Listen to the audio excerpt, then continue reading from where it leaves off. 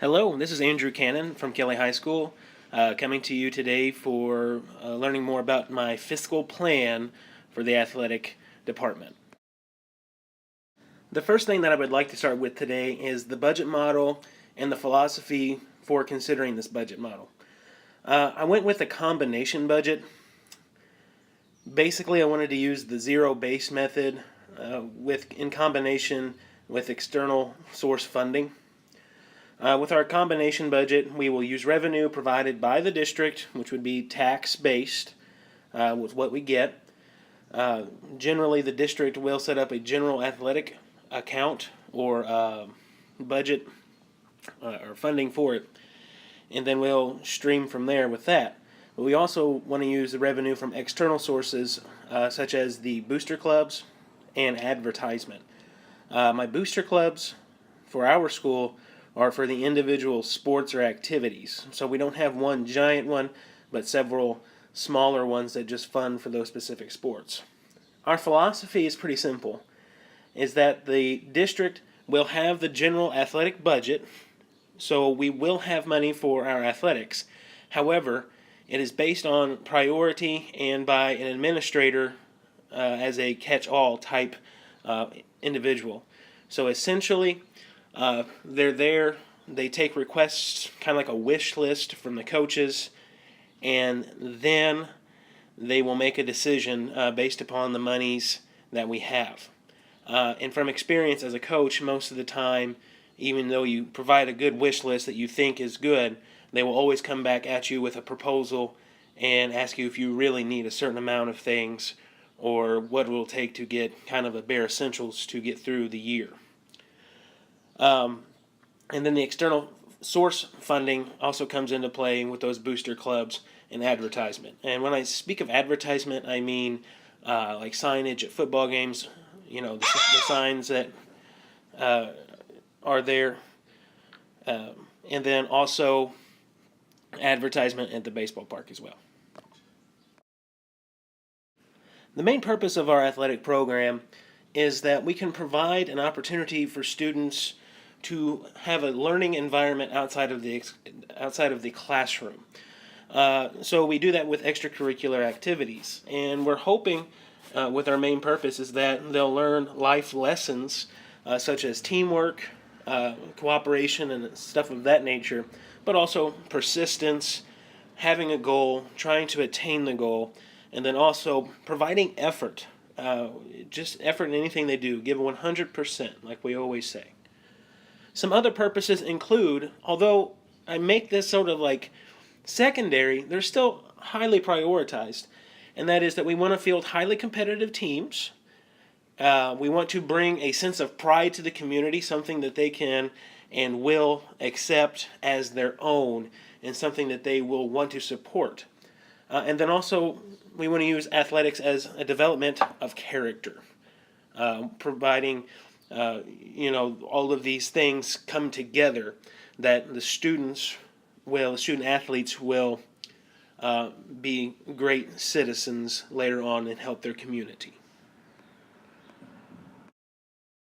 Now, with some of our budget models here, we like to use those external sources of revenue. And here we have our statement on how we're going to deal with donations and community financial support.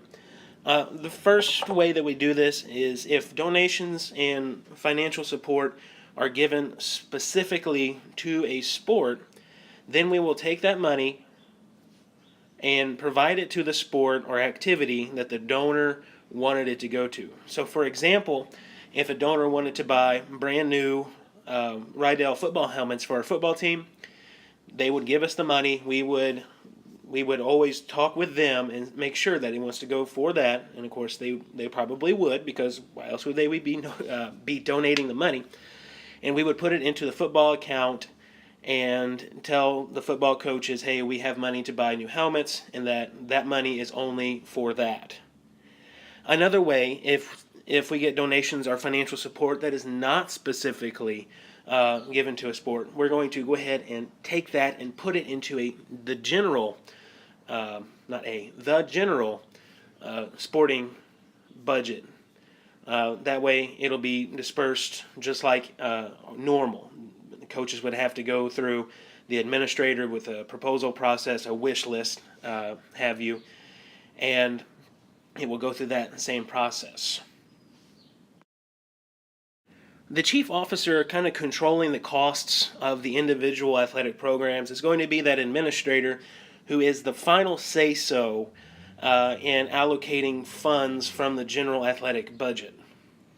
So with that being said, that administrator has a lot of power. And that not only as to what can be spent by what department, but also to monitor the budget so that it is fairly distributed according to their prioritization. In essence, they control it all. They control the cost of the programs by giving to the programs what they think is needed. So it's kind of weird to think about, but the costs are controlled by that one person. And for us at our school district, the last catch-all, end-all is the superintendent. As a coach, I put together a wish list in the summer. Before July 1st, I submit the wish list to my building administrator. In this case, would be the middle school principal. The middle school principal will sit down with the superintendent, and they'll go through the list, scrutinizing everything, asking numbers and crunching numbers. And then I will get that proposal back with what they think that they can do. A lot of times it's how much of this can you use or how much of this can you not use, and it boils down to priority. So a lot of the controlling costs of the program goes through our superintendent. The last area that I want to talk about today is the philosophies concerning program expansion, fundraising, and seeking outside revenue.